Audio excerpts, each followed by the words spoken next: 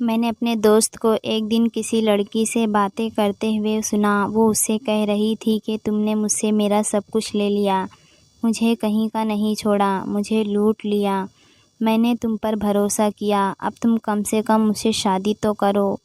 वो इस तरह से रो रही थी, बिलख रही थी और मेरा दोस्त आराम से बैठा बिरयानी ठूस रहा था। मैंने कहा, ये क्या कर रहे हो? वो लड़की तुम्हारे से बात कर रही है और तुम खाने में बिज़ी हो। क्या किया है तुमने उसके साथ? उसने कहा कि कुछ नहीं किया, वो थी ही ऐसी। और फिर मर्द जिस लड़की से दोस्ती करता है उससे शादी कभी नहीं करता। मैंने कहा कि फिर उससे बातें क्यों कर रहे हो? उसे कहो कि तुम उसको छोड़ चुके हो ताकि वो अपनी ज़िंदगी के साथ कुछ और कर ले। उसने कहा कि उसको अपने ऊपर बड़ा गुरूर था और अब उसको इस तरह से रोते गिड़गिड़ाते देखकर मुझे बड़ा अच्छा लगता है। मुझे मेरे दोस्त की ये बात बहुत बुरी लगी। मैं अपने दोस्त के रहमो करम पर ना होता तो उसे बहुत बातें सुनाता, शायद उसको पीट भी डालता कि तुमने किसी की ज़िंदगी बर्बाद कर दी, क्योंकि मैं ऐसा इंसान बिल्कुल भी नहीं था। मैंने अपने दोस्त के फ़ोन से उस लड़की का नंबर ले लिया और सोचा कि उसे यहीं पर बुला लेता हूँ ताकि उन दोनों को सामने बैठाकर उनका मामला हल करवा सकूँ। अगर मेरा दोस्त उसके साथ अपने मामला हल नहीं करता तो फिर मैं उससे शादी कर लूँगा। किसी की ज़िंदगी बचाकर मुझे सुकून मिलेगा और एक नेकी भी मिल जाएगी।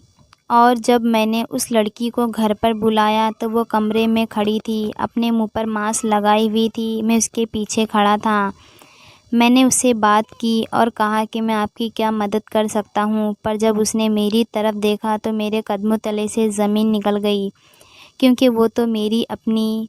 मैं शहर में काम करता था और मेरी फैमिली गांव में रहती थी। मेरी माँ का फ़ोन आया और उन्होंने कहा कि वो बहुत ज़्यादा बीमार है। तो मैं भागा भागा गांव गया, लेकिन जब घर में दाखिल हुआ तो मेरी मम्मी मुझे देखकर हंसने लगी। उन्होंने कहा कि मैं बीमार नहीं हूँ, पर तुझे बुलाने का यही तरीका था, क्योंकि तू पिछले 1.5 साल से घर नहीं आया। अपनी माँ को तो तू भूल ही गया। मैंने कहा कि मम्मी, काम बहुत ज़्यादा रहता है, आप लोगों को पैसे तो भेजता हूँ। मम्मी ने कहा कि हमें पैसे नहीं चाहिए, हमारी तो ज़मीनें हैं, हमें तेरे पैसों से क्या है? तुझे खुद ही यहाँ से भागने की पड़ी है और अब हम तेरे हाथ पीले कर देंगे। हम तेरी शादी करवाएंगे। मैं तेरी शादी पायल से करवाने वाली हूँ।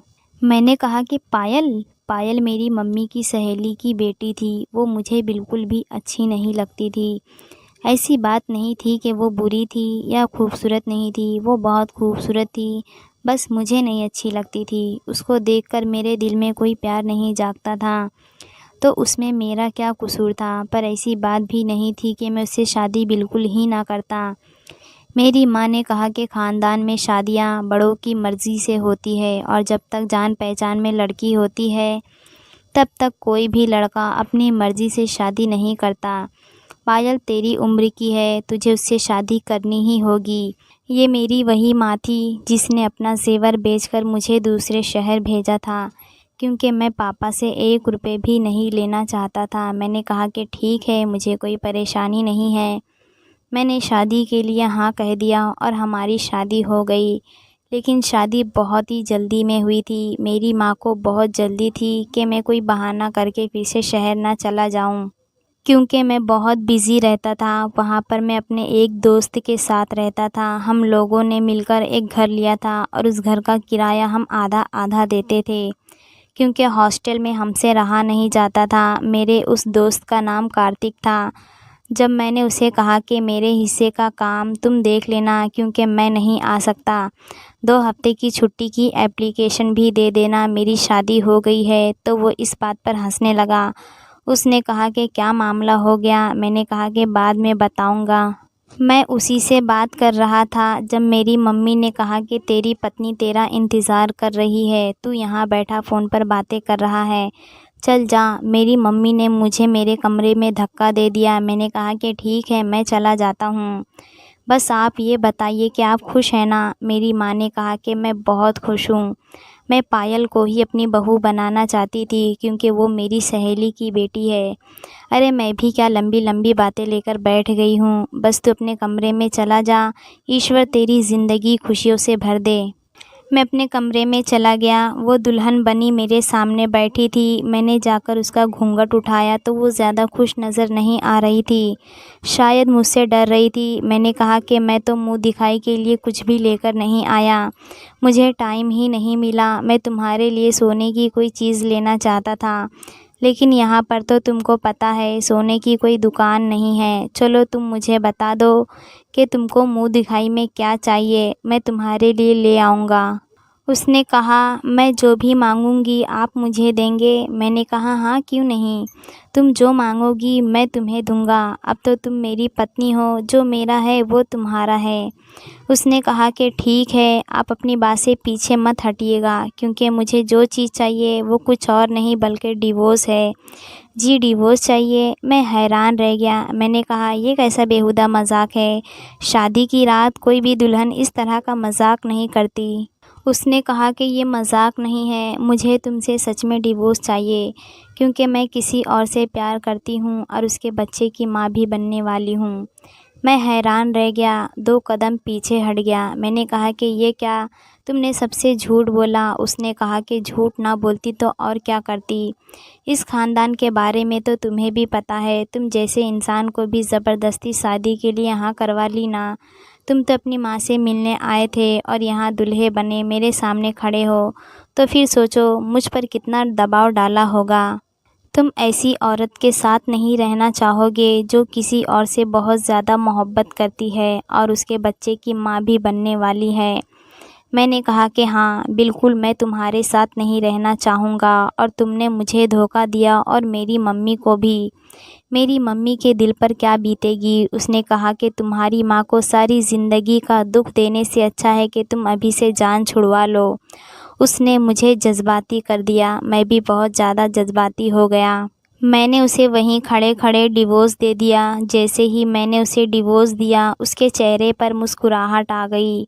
मैं हैरान था कि ये खुश हो रही थी, उसका दिमाग तो पूरी तरह ख़राब हो चुका था। उसका दिमाग ख़राब ना होता तो शादी से पहले आखिर ये हद कैसे पार करती। ये तो किसी के बच्चे की माँ भी बनने वाली थी। इसका मतलब कि ये आम लड़की नहीं थी, ये बहुत ही चालाक लड़की थी। कितनी अजीब बात है ना, जो बात किसी के लिए उसका बुरा ख्वाब और सबसे बड़ा जुल्म होता है, वही बात किसी के लिए खुशी का ज़रिया बन जाता है। ये शायद दुनिया की पहली लड़की थी जो शादी के पहले दिन अपने पति से डिवोर्स लेकर इतनी खुश हो रही थी। मेरे दिमाग में ये सब चल रहा था कि मैं घर वालों को क्या जवाब दूंगा। डिवोर्स तो मैंने दे दी है, मुझसे पूछेंगे तो क्या मैं इसकी बदनामी उठाऊंगा? मैं सबको बता दूंगा कि इसने खुद से मुझसे डिवोर्स ली है। मैं ऐसा इंसान नहीं था, लेकिन मुझे कोई ना कोई जवाब तो देना ही था। ये बहुत बड़ी बात थी, कोई छोटी बात नहीं थी। मैं अभी यही सब कुछ सोच रहा था। मैंने सोचा कि सुबह सबको बता दूंगा, फिर जाकर सर पकड़कर बैठ गया। जब उसने अचानक से ही ऐसी हरकत की कि मेरे कदमों तले से ज़मीन निकल गई। पायल ने ज़ोर ज़ोर से चिल्लाना और रोना शुरू कर दिया। हाय मैं लुट गई, मैं बर्बाद हो गई, इसने मेरी ज़िंदगी बर्बाद कर दी, मुझे कहीं का नहीं छोड़ा, अब मैं क्या करूँ, कहाँ जाऊँगी, अंकल आंटी कोई है? मैं हैरान था कि ये इस तरह की हरकतें क्यों कर रही है, क्यों सबको बुला रही है। जब उसने इतना ज़्यादा शोर मचाया तो दरवाज़े पर दस्तक हो गई। मैंने दरवाज़ा खोला तो सामने मेरी मम्मी और बाकी सारे रिश्तेदार खड़े थे। उन्होंने कहा कि क्या हो गया है पायल, क्यों इतनी बुरी तरह से रो रही हो? मैं आगे से हट रहा था। पायल रोती हुई उनके गले लग गई और मेरी तरफ इशारा करके बोलने लगी कि आपके बेटे ने मेरी ज़िंदगी बर्बाद कर दी। क्या कसूर था मेरा, क्या किया था मैंने? मैं तो दुल्हन बनकर आई थी। आंटी ने अपने दिल पर हाथ रख लिया कि ना जाने क्या हो गया। सारे मेहमान भी तमाशा देखने लगे। उन्होंने कहा कि क्या हुआ है, मेरे से पूछने लगे। मेरी माँ ने तो मुझ पर गुस्सा ही करना शुरू कर दिया कि मुँह से बोलता क्यों नहीं, कमबख्त क्या कर दिया है तुमने इस लड़की के साथ। फिर पायल ने ऐसी बात कही कि मेरा मुंह खुला का खुला रह गया। उसने कहा कि आपके बेटे ने मुझे डिवोर्स दे दिया है क्योंकि ये किसी और लड़की को पसंद करता है। कहता है कि मेरी माँ ने ज़बरदस्ती मेरी शादी करवाई है, इसलिए मैं शादी तो कर लिया, लेकिन अब मैं तुम्हें डिवोर्स देकर तुमसे और अपनी मम्मी से बदला लूँगा और तुम लोगों को ज़लील करूँगा। मेरी मम्मी ने मुझे ऐसे देखा कि जैसे मैं उनका बेटा ही नहीं कोई दुश्मन हूँ। मैं हैरान रह गया। मैंने कहा कि ये झूठ बोल रही है, ऐसा कुछ नहीं है। उसने कहा कि अच्छा, नहीं दिया है तुमने मुझे डिवोर्स? बोलो सबके सामने, बताओ क्या तुमने मुझे अभी डिवोर्स नहीं दिया? मैं बुरी तरह से फंस गया था। मैंने कहा कि हाँ, मैंने डिवोर्स दिया है, लेकिन अभी बात मेरे मुंह में ही थी, लेकिन किसी ने मेरी एक नहीं सुनी। मेरी मम्मी ने मुझे हाथ से चुप रहने का इशारा किया। उनको चक्कर आ गया। औरतें उनको संभालती हुई वहाँ से ले गई और पायल को भी ले गई। मैं हैरान था कि मेरी ज़िंदगी में खड़े खड़े इतना बड़ा तूफ़ान आ गया। मेरी मम्मी ने कहा कि इससे कहो कि इस घर से निकल जाए, मुझे अपनी शक्ल भी ना दिखाए, मुझे इसकी शक्ल नहीं देखनी। इसने मासूम लड़की के साथ इतना बड़ा जुल्म किया और हम सबका भी मुंह काला करवाया। अब मैं इसके माँ बाप को क्या जवाब दूंगी? मेरी मम्मी मेरी कोई भी बात सुनने के लिए तैयार नहीं थी। उन्होंने कहा कि बस मैं इस घर से चला जाऊं, वो मेरी शक्ल भी नहीं देखना चाहती। मुझे भी गुस्सा आ गया कि सब उसकी बात का यकीन कर रहे हैं। एक दिन ऐसा आएगा जब सबके सामने सच्चाई आ जाएगी, तो फिर मैं किसी से भी बात नहीं करूँगा। मैंने अपना थोड़ा बहुत सामान उठाया और वापस मुंबई आ गया और कार्तिक के साथ आकर रहने लगा। पहले तो मैंने कुछ नहीं बताया, उसको इतना ही कहा कि काम था इसलिए आ गया हूँ। थोड़ा काम सेट होगा तो पत्नी को भी ले आऊँगा। वो बड़ा अजीब सा आदमी था। उसे लोगों की कहानी सुनने का, मज़े लेने का बहुत शौक़ था। मैं उसे ये सब कुछ बताता कि मेरे साथ ऐसा हुआ है, तो वो भी मेरा मजाक ही उड़ाता। वैसे वो दिल से मेरे लिए बुरा नहीं था, लेकिन उसकी ज़ुबान बहुत अजीब थी। उसे मजाक करना अच्छा लगता था। अगर अभी मैं उसे कह देता कि मेरी पत्नी ने मेरे साथ ये सब कुछ किया है, तो वो मुझे यही कहता कि तू किस तरह का आदमी है, एक लड़की तेरे से संभाली नहीं गई, वहाँ से बेइज्जत होकर आ भी गया। उसने मुझे अभी अभी यही कहा कि अभी शादी हुई थी, कुछ दिन रुक जाता। मैंने कहा कि हाँ, लेकिन काम भी तो ज़रूरी है। एक दफ़ा काम ख़त्म हो जाए फिर सारी ज़िंदगी पड़ी है, पत्नी के साथ ही गुजार लूँगा। बस इससे ज़्यादा उसका और मेरा इतना मजाक नहीं था कि मैंने ना उसे अपनी पत्नी का नाम बताया, ना उसकी तस्वीर दिखाई। मैं ये भी नहीं कहता था कि पत्नी अच्छी है या बुरी है, उसने भी मुझसे नहीं पूछा। वो भी जानता था कि मुझे इस तरह के मजाक पसंद नहीं है। मैं अपने घर की औरतों का ज़िक्र किसी के सामने भी नहीं करता था। हम फिर से एक साथ रहने लगे। मैं दिन रात परेशान रहता था, सोचता था कि पायल ने मेरे साथ ऐसा क्यों किया। उसने एक ही साथ कितने सारे उल्टे सीधे काम कर लिए। पहले किसी से मोहब्बत कर ली, फिर शादी के बगैर ही उसके बच्चे की माँ बन गई, घर वालों की वजह से मुझसे शादी कर ली, और फिर मुझे ये सब कुछ बताकर मुझसे ही डिवोर्स ले ली और इल्ज़ाम भी मुझ पर ही लगा दिया। वो मेरी दोस्त थी, हम बचपन में एक साथ खेलते थे, कभी भी मैंने उसके लिए दिल से बुरा नहीं सोचा था। अगर उसकी शादी किसी और से होती, मैं उसके लिए दुआ ही करता, उसकी शादी के सारे काम करता और जो मुझसे हो सकता मैं उसके लिए करता। वो मेरी पत्नी बन गई तो मुझे इस बात से भी कोई फ़र्क नहीं पड़ा, लेकिन उसने मेरे साथ बहुत बुरा किया। वो ऐसी लड़की कभी भी नहीं थी। उसको अचानक से क्या हो गया? हमारे ख़ानदान में कोई भी ऐसा नहीं था, क्योंकि सब गांव में रहते थे, किसी को भी इतनी चालाकी हासिल नहीं थी। और मुझे पता चला कि पायल के पास फ़ोन था। शायद ये सब कुछ उसी फ़ोन का नतीजा था जो आप लोग जवान लड़की के हाथ में पकड़ा रहे हैं। तो फिर आप इस बात को भी दिमाग में रख लो कि कल को वो आपको फ़ोन से कोई बंदा निकाल कर भी दे सकती है और कह सकती है कि ये वो आदमी है जिससे मुझे शादी करनी है।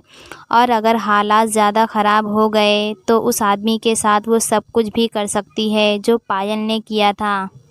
इसलिए जवान लड़कियों को फ़ोन देने से पहले 1000 दफ़ा सोचना चाहिए। मैं तो ये कहता हूँ कि उनका फ़ोन के साथ मतलब ही क्या है। अगर उन्हें किसी से बात करना है तो घर के फ़ोन से करे, अगर कोई चीज़ देखनी है तो घर में टीवी या कंप्यूटर पर देखे। ये फ़ोन हाथ में देने वाली बिल्कुल ही गलत हरकत है, और वैसे भी चीज़ बुरी नहीं होती, उसके इस्तेमाल बुरे होते हैं। लेकिन आजकल जो हमारे समाज में हो रहा है वो सबके सामने है। लोगों के दिमाग खाली है और खाली दिमाग शैतान का घर होता है। पायल भी इन्हीं सारी चीज़ों का शिकार हुई थी। उसने गलती तो कर ली थी, लेकिन गलती सिर्फ़ उससे नहीं हुई थी, बल्कि उसका बॉयफ्रेंड भी इसमें बराबर का ज़िम्मेदार था।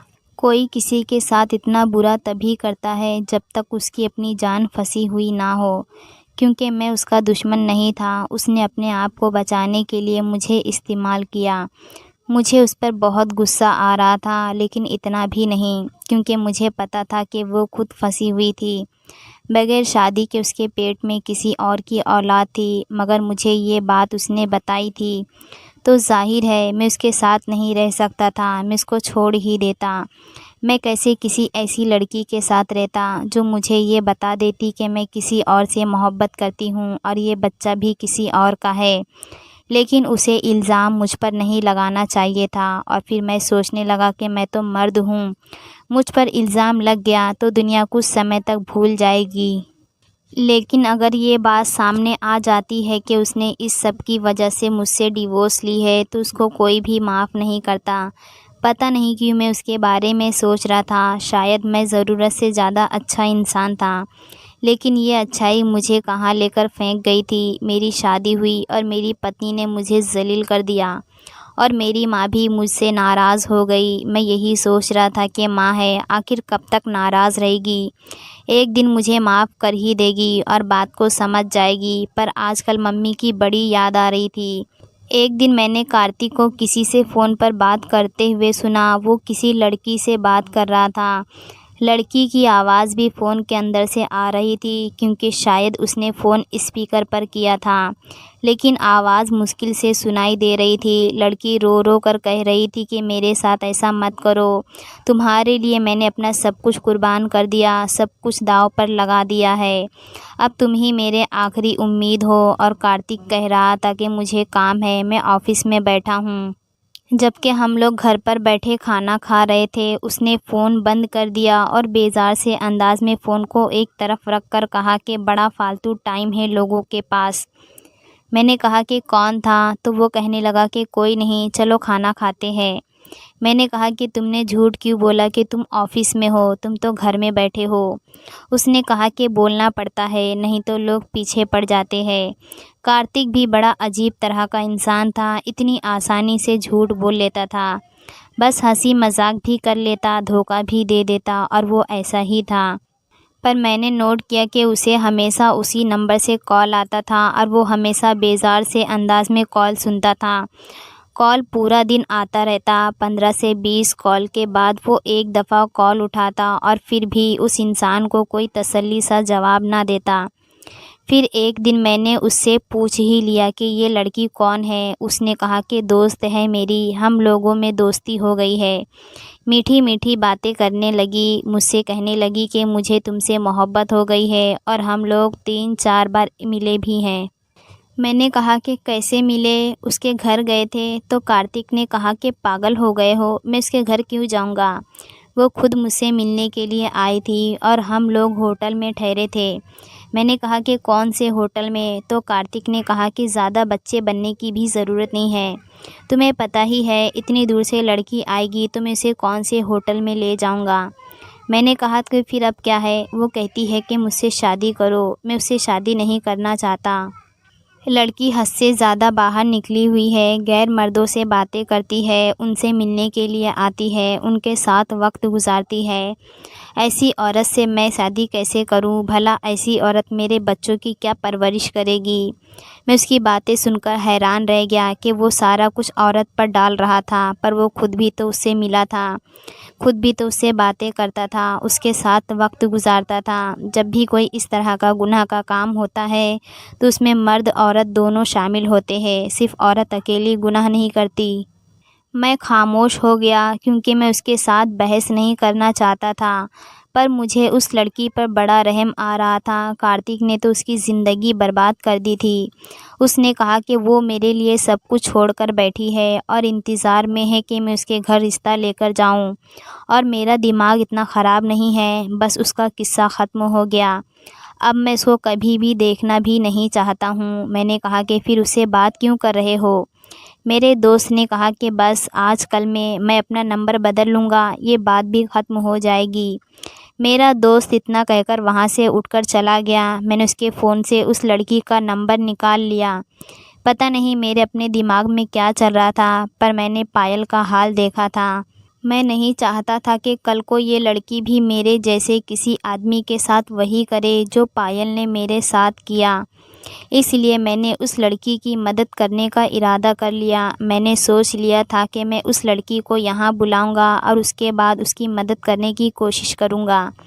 कार्तिक को समझाऊंगा, अगर वो नहीं माना तो उसके माँ बाप को बता दूंगा ताकि वो उस लड़की से शादी करे और उसकी ज़िंदगी को बर्बाद ना करे। मैंने उसे मैसेज किया और यहाँ का पता भेज दिया।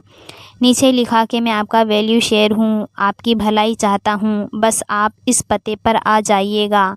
आपकी सारी परेशानी मैं हल करवा दूँगा और कार्तिक से आपकी सुलह भी करवा दूँगा। उसने शुक्रिया का मैसेज लिखा और दिन बता दिया कि वो किस दिन आएगी और मैंने उसे कहा कि वो फ़लाँ टाइम पर आए।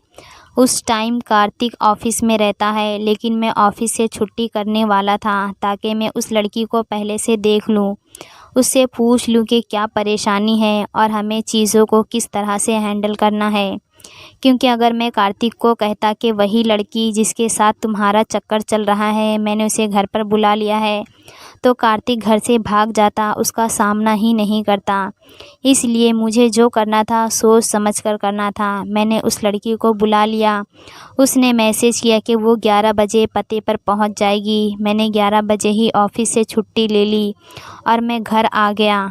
हम लोग एक फैमिली के साथ रहते थे और हम उनके पेइंग गेस्ट थे। मैं अंदर दाखिल हुआ तो आंटी ने कहा कि कोई मेहमान आई थी, उसे मैंने ऊपर वाले कमरे में भेज दिया है। नीचे धूप में खड़ी थी, अंदर भी नहीं आ रही थी। मैंने कहा कि जी वो मेरी दोस्त है, मुझसे मिलने के लिए आई है। मैंने उन्हें झूठ बोल दिया और मैं ऊपर चला गया। मैं कमरे में दाखिल हुआ तो वो मुंह मोड़े खड़ी थी।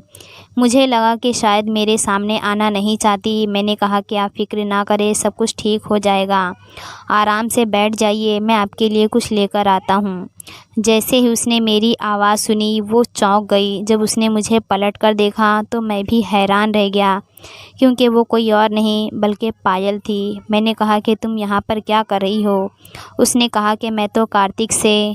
अभी उसने इतना ही कहा था तो मैं सारा मामला समझ गया। इसका मतलब था कि ये वही लड़की थी जिसको कार्तिक ने धोखा दिया था और कार्तिक के लिए ही इसने मुझे छोड़ा था, और इसका मतलब ये कार्तिक के बच्चे की माँ बनने वाली थी। मैं अपना सर पकड़कर बैठ गया और पायल रोने लगी। उसने कहा कि बहुत बुरा हो रहा है मेरे साथ, मेरे घर वालों को सब पता चल गया है, सब कुछ पता चल गया है, मैं माँ बनने वाली हूँ, मेरा पेट दिखने लगा है, उनको भी पता चल गया है कि मैंने तुम्हारे साथ बहुत बुरा किया, लेकिन अभी तुम्हारी मम्मी को हकीकत नहीं बताई। वो तुम्हारे लिए बहुत परेशान है, बीमार है। मैंने सब कुछ बर्बाद कर दिया। एक इंसान की मोहब्बत के पीछे मुझसे मेरे अपने दूर हो गए। मैंने तुम्हारे साथ भी बुरा किया। मुझे बहुत सारी मुश्किलों का सामना करना पड़ा। कार्तिक ने मुझे धोखा दिया है। वो मेरे घर रिश्ता लेकर नहीं आ रहा। मुझे लगा था कि मैं तुमसे जान छुड़वा लूँगी और उससे शादी कर लूँगी, क्योंकि मैं उसी के बच्चे की माँ बनने वाली हूँ। मैंने कहा कि तुमने ये क्या किया? तुम इस हद तक कैसे चली गई? पागल हो गई थी क्या? मैं उस पर गुस्सा करने लगा। पता नहीं क्यों मैं उस पर गुस्सा कर रहा था। अब वो माँ बनने वाली थी, उसका पेट दिख रहा था, उसकी हालत बहुत बुरी थी। वो ना इधर की रही ना उधर की। कार्तिक आया तो मैंने उसके सामने ये सारा मामला रखा। वो भी हैरान रह गया। मैंने कहा कि ये मेरी दोस्त है, तुमने इसकी ज़िंदगी बर्बाद की है और मामला मेरे घर का है। ये मेरे घर की औरत है और इसके साथ साथ मेरी ज़िंदगी भी बर्बाद हो गई है। मैंने उसे सब कुछ बता दिया। वो भी अपना सर पकड़कर बैठ गया। मैंने कहा कि देखो, ये अच्छी लड़की है, तुमसे मोहब्बत करती है, इसने मेरे साथ शादी की, लेकिन पहली ही रात इसने जो कुछ भी किया पर मुझे अपने करीब भी आने नहीं दिया, क्योंकि ये सिर्फ तुम्हारी है, तुम इससे शादी कर लो, इसी में तुम्हारी भलाई है। वो खामोश हो गया। मैंने कहा देखो, आदमी को उसी औरत से शादी करनी चाहिए जो वफ़ादार हो। ये तुम्हारी पत्नी नहीं है, फिर भी तुमसे इसने वफ़ादारी निभाई है ना। मेरी बात मान लो, इसकी ज़िंदगी बर्बाद मत करो। कार्तिक ने कहा कि ठीक है, मैं इससे शादी कर लेता हूँ। उसने मेरी बात मान ली और पायल से शादी कर लिया। पायल ने हाथ जोड़कर मुझे धन्यवाद कहा तो मैंने कहा कि कोई बात नहीं, खुश रहो। मैं वापस अपने गांव आ गया। मेरी माँ को सब कुछ पता चल गया था। मेरी माँ ने मुझे गले लगा लिया, मुझे माफ़ कर दिया। मेरे लिए यही काफ़ी था। अगर आपको आज की हमारी ये कहानी पसंद आई तो इसे लाइक कीजिए और अपने प्यारे दोस्तों के साथ शेयर कीजिए। और हाँ, अगर अभी तक आपने हमारे चैनल को सब्सक्राइब नहीं किया तो ज़रूर सब्सक्राइब कीजिए। मिलती हूँ कल एक और नई दिलचस्प कहानी के साथ। तब तक के लिए धन्यवाद।